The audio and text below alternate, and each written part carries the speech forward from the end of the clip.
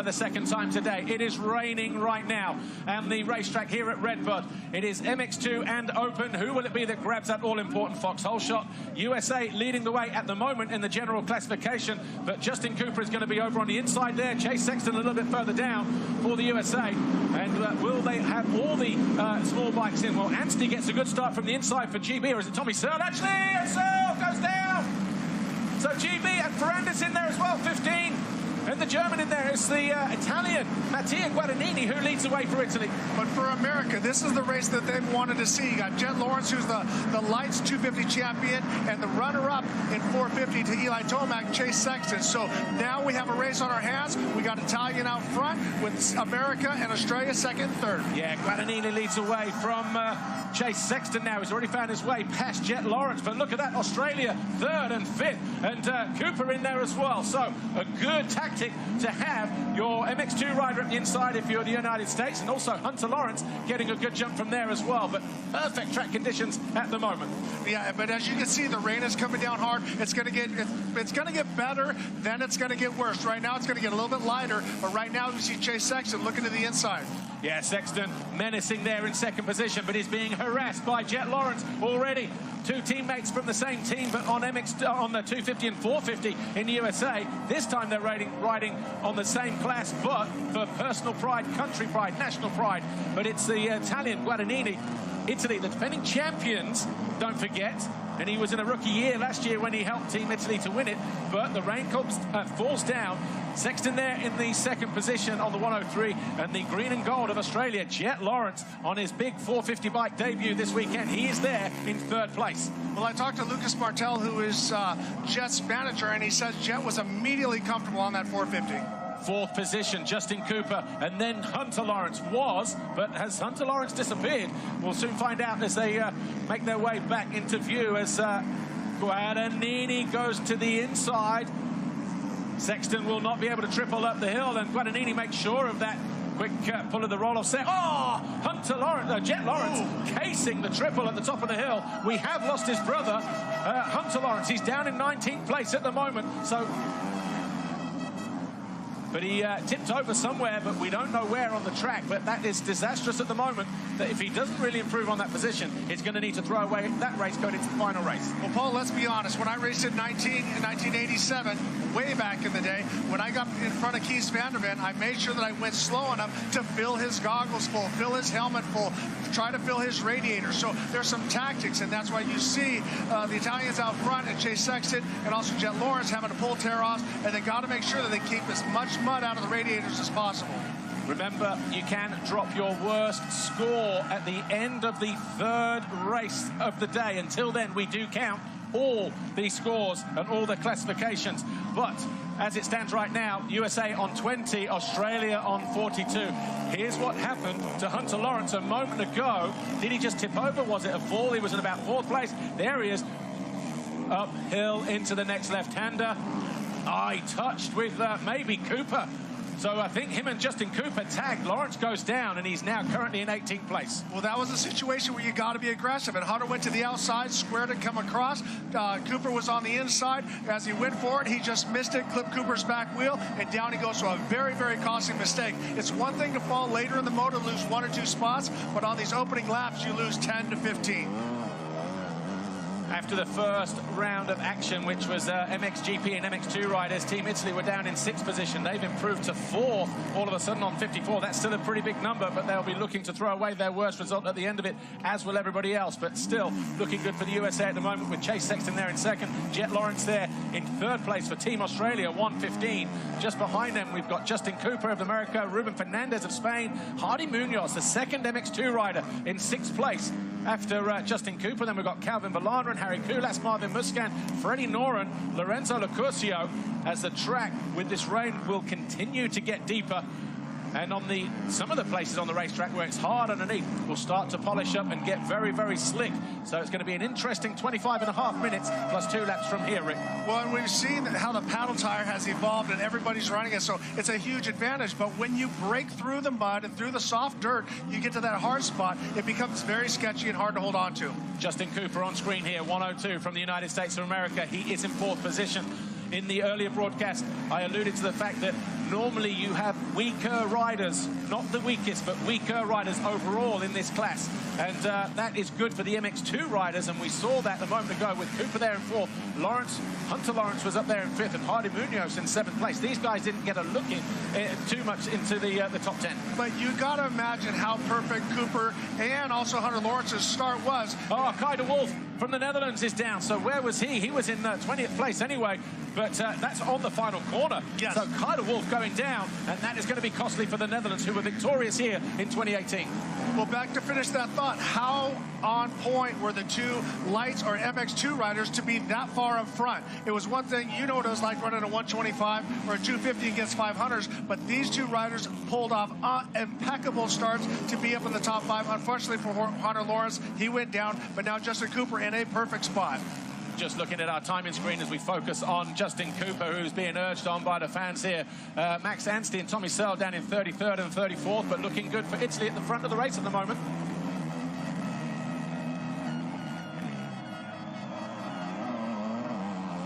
So Mattia Guadagnini continues to lead. Looks like there's a bit of respite in the rain on this part of the racetrack for the Italian, who continues to lead the American Chase Sexton and Jet Lawrence. Lawrence closing in on the American, though. But that's the one thing about this race is that you go in with a strategy. Roger DeCoster has won this so many times. If he wins this will be his 23rd victory as a team manager, not to mention all the wins that he had for Team Belgium. But to finish that thought, that as a rider, you know that what you need to do, and right now they're letting them know as far as points. And Guadagnini is out in front, but he's just staying outside of his roost, but he's got to watch Hunter Lawrence, and we see Guadagnini clear the Rocco's lead.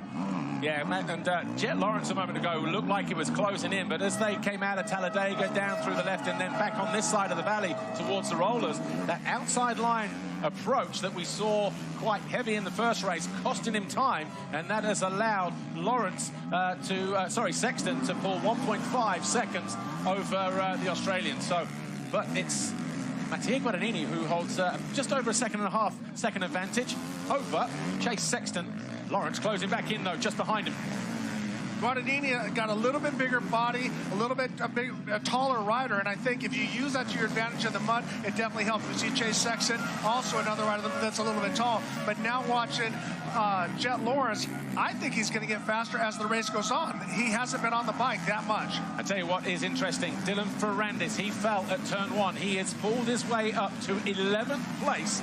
He is on a charge for Team France, and his teammate Marvin Musquin just ahead of him in 10th place. So the French are not done yet. Dylan Ferrandis not done yet. And if we get a replay of the start at some point, you'll see Tommy Searle was the first rider to go down for Great Britain. He is buried down the inside. It's Jet Lawrence.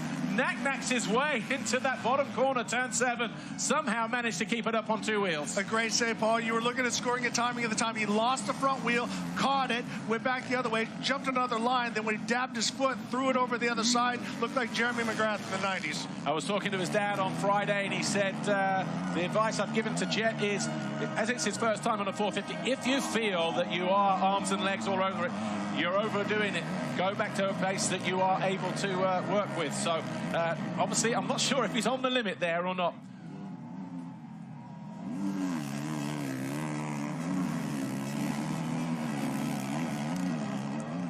Just over 21.5 minutes to go then, plus 2 laps in this second race here at the 75th edition of the Monster Energy FIM Motocross of Nations. We are at RedBud in Michigan, in the United States of America. MX2 and open class riders on track. Mattia Guadagnini currently leads Chase Sexton and Jet Lawrence. It's Italy from America, from Australia, and Justin Cooper in 4th, the second of the American riders and the first of the MX2 riders. And that is looking good. Take a look at the replay of the start, though, from above, because there was carnage through turn 1 right at the start of the race involving Tommy Searle and a few others. Searle over on the right-hand gates, just getting a good jump and ahead of the other Italian. Is just behind Jet Lawrence there, maybe clips his rear wheel. Yes, he did. He went down and he took a whole bunch of riders with him, including Dylan Ferrandis, but it was Guadagnini who grabbed the foxhole shot on the exit. As we're watching Guadagnini right now, if you're a rider and you're trying to wonder how to ride mud, watch these riders here. We're further back in the pack. We'll figure out who that is. That's Ferrandis as he starts to work his way forward. Dylan Ferrandis was so fast in the qualifying yesterday, and now he's working his way back up. Yeah, Marvin Musquin, the rider in the middle, the lead rider for France at the moment, just behind Freddie Noren of Sweden, who buries the front end too deep. The other of the French riders, Dylan Ferrandis, just behind him, the third rider in shot. As Musquin on the 250, Noren on the 450. Still hanging on for Sweden. I wonder if Team France have told Marvin Musquin that Ferrandis is behind him. Normally, well, he doesn't need him. Freddie Noren makes a mistake and an easy pass in the end, and all of a sudden Ferrandis goes through as well. A bit of luck and a bit of fortune there for the French. Absolutely, and you were talking about the Paul. Are they going to have information to let him by? Now, Dylan, Marvin Musquin is going to listen for Dylan, because when we're racing out there, we're screaming, hey, hey, hey, hey, and they're probably, the Australians are saying, oi, oi, oi, but they're letting him know that I'm back there. Jet Lawrence a moment ago, just legging his way through the turn, just comes to a bit of a stall there, just pushing too hard at the moment. Jet Lawrence in third place. Well, as I was mentioning earlier about Guadagnini and watching these are three of the best riders in the world. But when you watch Guadagnini, he's very patient, comes into the corner, doesn't try to drop the clutch or the hammer like he's trying to get a whole shot. He's using the dirt, and I learned that from Jean-Michel Bayle in 1987, that you have to be smooth and don't hammer the berms. But Jet Lawrence needs to lean in a little bit more and not get set up as he goes for Larocco's lead. Yeah, it's not easy to get over that on a 450 at the moment. You still have to be clean to do so. But this is the battle for the lead. 1.4 seconds between Mattia Guadagnini of Italy and Chase Sexton of the United States. And Sexton just has about 2.6 seconds over Jet Lawrence in that third place. And that may just give him enough confidence to go after the Italian, knowing that he's not being pushed from behind. Well, it lets you open up your corners, because when you're trying to chase somebody right now, he can run Guadagnini's lines, he can try left, he can try right, and that's what we saw Hertz as well as Tomac. As we see in the background, a lot of clouds are coming. But to finish my thought on that, right now Chase Sexton needs to try inside, outside, find some lines, as Guadagnini makes the same mistake that Jet Lawrence did, getting up a little bit tall, and here goes Sexton. Guadagnini bobbles in the turn, and that allows Chase Sexton to get on terms with him, gets alongside of him at the top of the hill. He goes to the inside. Guadagnini should, and a mistake there from Sexton as well. So all of a sudden, Jet Lawrence back into play. The three riders separated by less than a second at the end of lap 4 as we embark on lap 5. As race fans, this is what we're looking for. Three of the best in the world coming together in Motocross of Nations and going head-to-head. What we saw Chase Sexton make the exact same mistake that Jet Lawrence did, coming into the berm, not leaning into it, getting stood up, and had to wait a little bit. The atmosphere absolutely electric here. Of course it is, because Chase Sexton right there in second position. Eli Tomac was victorious in the first race, and he takes his opportunity. And I have to pull Ricky Johnson off the ceiling, because Sexton goes into the lead, and it's another 1-point place for the Americans at the moment as Sexton leads. Remember, he's only a couple hours away from here over the border in Illinois, but what a fantastic job for Guadagnini, who held on for the first 4.5 laps. But it's Sexton who leads, and Kaiserwolf down again, and so too, who's the other rider there? Number 96, Håkon Osterhagen from Norway. So now we see Chase Sexton. He's pulled out a little bit. We saw that Jet Lawrence was starting to push on him, and that's when I think he said, time to pull the trigger. But Guadagnini made a little mistake and lost that momentum, but Guadagnini's the only one to clear Larocco's lead. He was doing that early in the practice yesterday, and he's going to find a way around the outside here. And Guadagnini, half a lap after being taken, finds his way back into the lead. Italy lead once more, and that's a 1-point place for the Italians. Remember, 1 point for a race win, 2 points for second, 3 for third. Crucial points with every single place. And he tries to go around the outside here. Guadagnini knows he's there. He runs him on the exit of turn 1. This is a dogfight between the Italians and the Americans. Jet Lawrence right there. Concertina back and forth, on and off the rear wheel of Sexton. But a fantastic ride this for the Italian Guadagnini in his only second Motocross Nations appearance. No, I'm very impressed with him, and especially when you lose the lead, sometimes a rider loses a lot of composure. He bounced right back, Sexton made a couple mistakes, and he was able to take that lead back, running very strong. So Guadagnini doing an awesome job here at MX Nations Moto 2. Meanwhile, behind these guys, Ferrandis now up to 8. He's cleared Marvin Musquin and Harry Kulas. Kulas now 9, Musquin 10, Noren 11. Hunter Lawrence is up into 12th place, so the Aussies are fighting back in 3rd and in 12th place with Jet and Hunter. This time he goes to the inside. Does Sexton? He may just make it happen here. No, he doesn't. Guadagnini read it well, keeps the American to the outside, Sexton.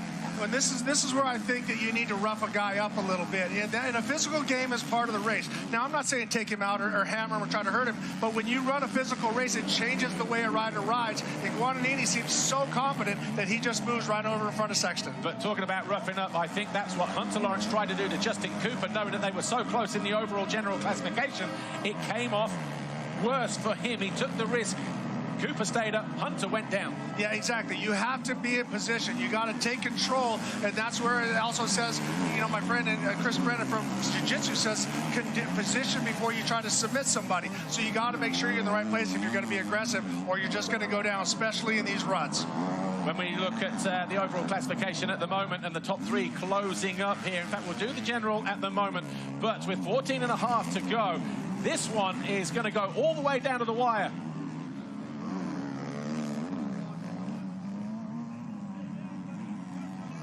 Chase Sexton all of a sudden back under pressure from Jet Lawrence, and he closes down the Australian, who runs it down the inside of Sexton. An apology there from the young Australian, but he moves into second position. A decisive move from the 115 of Hunter Lawrence, Jet Lawrence. And pulls the start. As we take another look at this, we see Chase goes to the outside.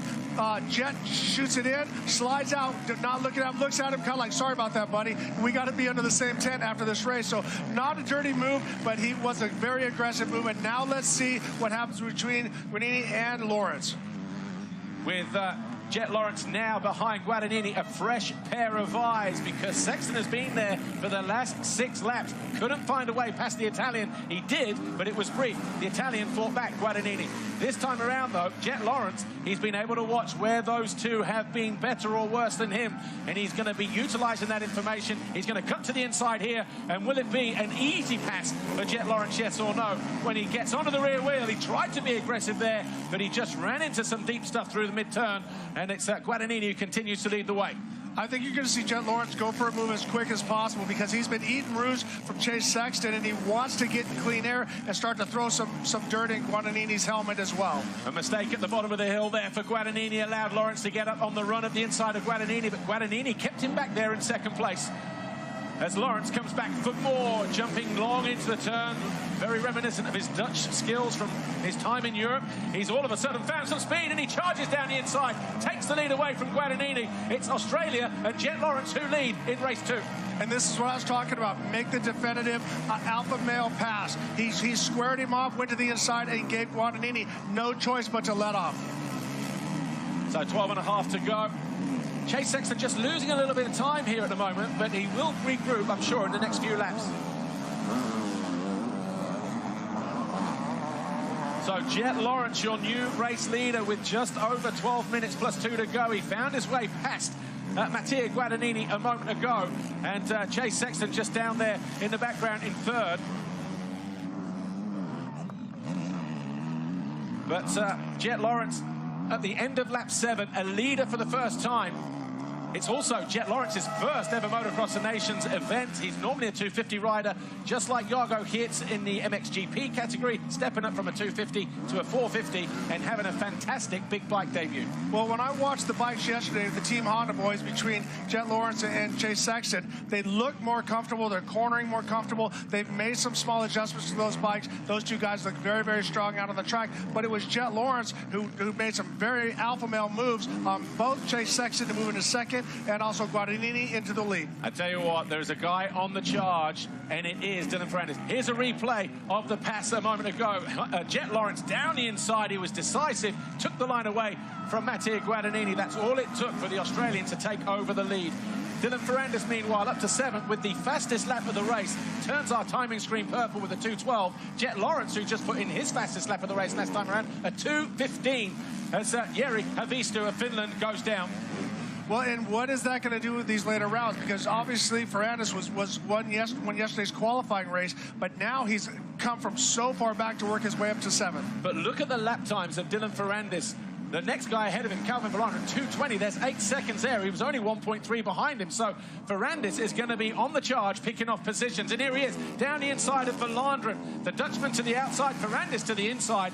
Everybody concerned about the fitness of the Frenchman, Dylan Ferrandis, having sat out his whole season outdoors. He makes easy work of Calvin Verlander and moves up into 6th place. When you have a strong Dylan Ferrandis, and we've seen this in America, he rides 10/10 the whole race. They don't. I talked to Jimmy Button, who's his manager, said you never have to push him. He's always training, always in great fitness.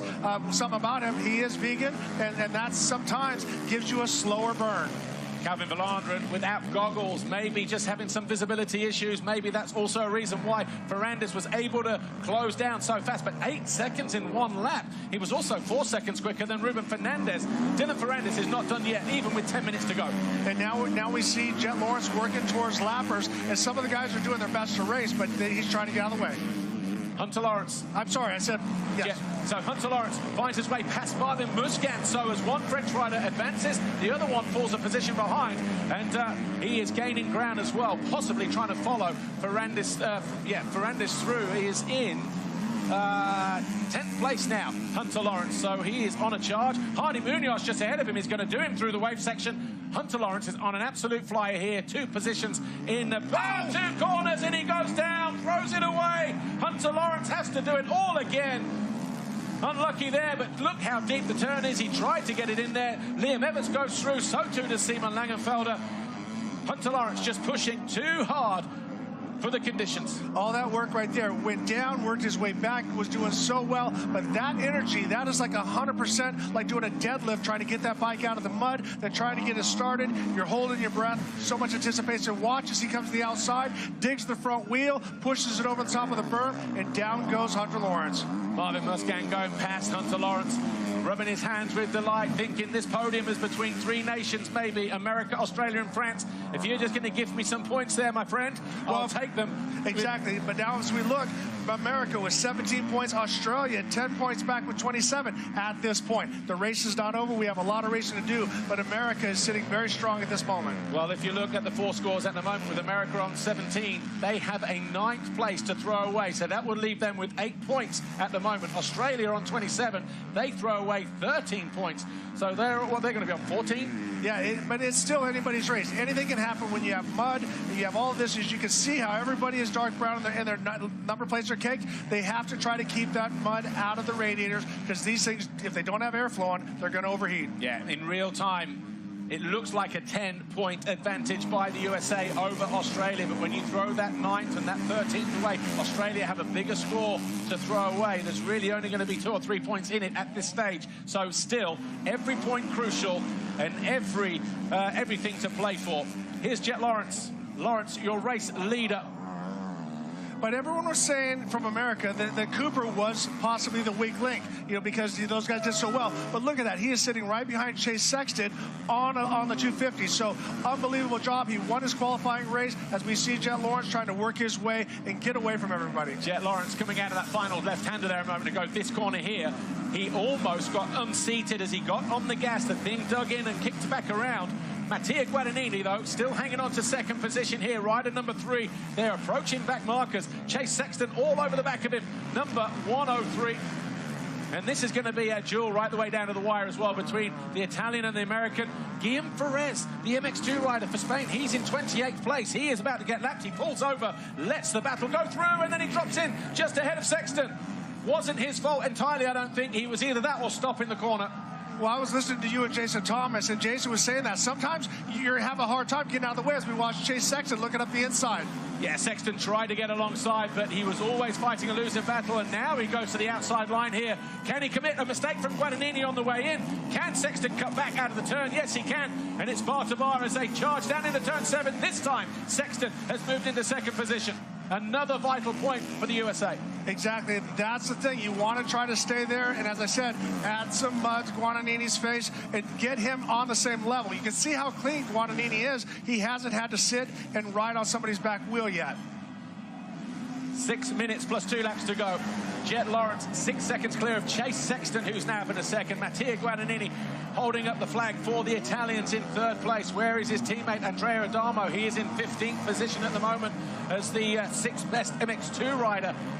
But Jet Lawrence, again, Australia on paper, when you talk about what the Lawrence brothers have done in the US in the 250 class this year, but then putting Jet on a 450, some people saying yes for a podium, yes for a possible win, but will Jet be able to come up with the goods on the 450? Will he be at a weak point, yes or no? Well, you know what? He is answering those doubters and those critics because he is leading the way and he's doing it fine as well. There's exclamation points at the end of everything. No more question marks because he has done a great job. But now Chase Sexton has worked it up, and now we see Guadagnini does not clear Larocco's leap, and that was one of his strong points. Davide De Carli on screen a moment ago there, the team manager, assistant manager, if you like, for Red Bull Gas, the team that Mattia Guadagnini rides for back in MXGP, and I'm sure he's pleased with the way he's performing today.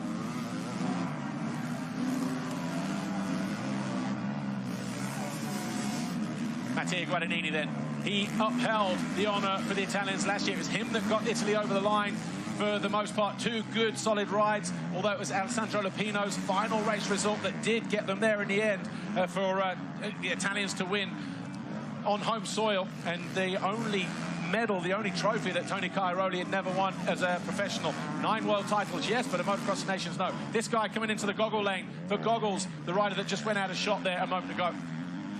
But the 112 there of Benjamin Garib of Chile, his teammate Hardy Munoz is having a fantastic ride, still in 9th place. And I think opening a lot of eyes this weekend, the young Chilean, second MX2 rider, by the way. Well, and Paul, I really think it's a sign of the times. Musquin has been off. Musquin is picking himself up and rejoins the race. He's either made a mistake or he just had a bobble there or something. It didn't, body language didn't look right there. So he is behind Munoz, so obviously not able to find his way through. Right, watch this here. There was definitely body language. Yeah, look, he just had to hit the brakes. Close moment that for Marvin Musquin and friends. Well, and that's what JT was saying, is that you got to, sometimes it's hard to get for the riders to get out of the way. And Marvin Musquin carrying about 5 miles an hour faster, then had to check up and grab the brakes. And then when you touch the brakes here, it actually wants to throw you over the bars.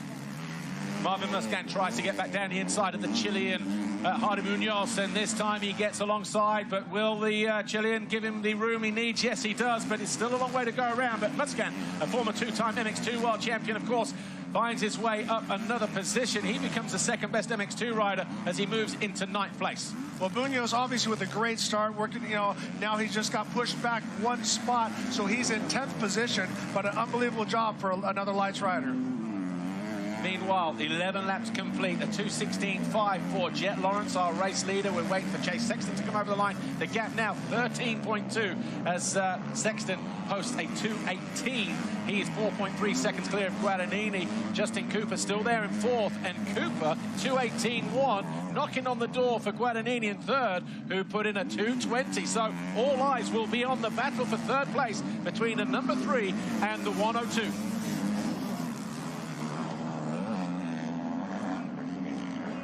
So just over 2 minutes to go. Paul Malin here alongside Ricky Johnson. And there's Dylan Ferrandis. Ferrandis is still climbing up the leaderboard. He's in 6th. He's got Ruben Fernandez right there just ahead of him. Has he? Yes or no? But Fernandez, the Spaniard, in 5th place. So it's a back marker there at the moment. There is Guillem Ferrez, the other Spanish. But what a charge through the field this has been for Dylan Ferrandis. Off the ground at turn 1, up into 6th place. But if we look at the time, what we did not see when we were off camera is Ferrandis got a 2:22, so he must have gone down again to lose some more time. So Ferrandis has made a couple very, very hard bobbles, but now still working his way forward. Yeah, back markers. And actually, when you think of the first race, how passing was not at a premium. Obviously, we had difficult conditions early on. The first sort of 7-8 riders all stayed. 9 riders stayed in the same positions throughout the entire race. But for Dylan Ferrandis, if somebody had said it's difficult to pass, it's one line, this and the other, he charges down the inside of the back marker here. But he has slided his way through the field from a first-turn crash, and he is there in 6th place. Where is Fernandez? Fernandez is already at the top of the hill and back in the opposite direction. So Ruben Fernandez does have some breathing space. 12 seconds between Ferrandis and Fernandez. Trying to say that 10 times. All right, so a little homework here. Jet Lawrence has the fastest lap of a 12:14. Actually, I take that back. Ferrandis has got a 12:12. But right now, if you look at the current lap times, Lawrence is 2 seconds faster than Sexton, who is 2 seconds faster than Guadagnini, and Cooper is actually 2 seconds there. So that is an unbelievable 2 seconds per lap if he can continue that. And Paul, is it because he's clearing LaRocco's lead? It's about that differentiator when you do jump it. It could come down to the fact that he's making it over the top of LaRocco's lead. But obviously we're not seeing him all the way through. I would like to go to the battle of third place between the number 3 and the number 102. That was a moment for Dylan Ferrandis. Marvin Musquin, but nothing too major. But if we can go to Guadagnini in third, because the gap between him and Cooper is about, 3 seconds. And Dylan Ferrandis here in 6th place, setting the fastest sector 4. So the run towards LaRocco's leap and over the finish line. Well, that's the thing. When you can clear that, we saw that yesterday with Cooper over Hunter Lawrence. It was a 2 second gap. So if you can clear that, that's a guaranteed 2 seconds per lap. Well, a little bit out of shape there, and that's going to give more time to Justin Cooper. This is Guadagnini in third. Mattia Guadagnini of Italy doesn't look over his shoulder. The next rider into the turn is the 102 of Justin Cooper. And it's obviously America that are in pole position at the moment, although they can't afford to lose any positions as France are gaining ground. This is the gap between third and fourth. Cooper, if you remember, 2019, the Motocross Nations in Holland at Assen. He dominated the qualifying race on Saturday, crashed with Jason Anderson on the first lap of their first race on Sunday, smashed his hand up, rode through the pain barrier just to get a result. They didn't make the podium that day, and he said, if I ever get an opportunity again to ride the Motocross Nations, I am first in line for redemption.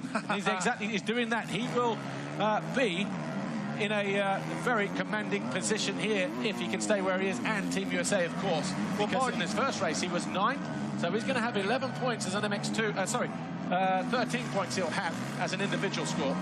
Well, and at that point we can throw out that 9th position.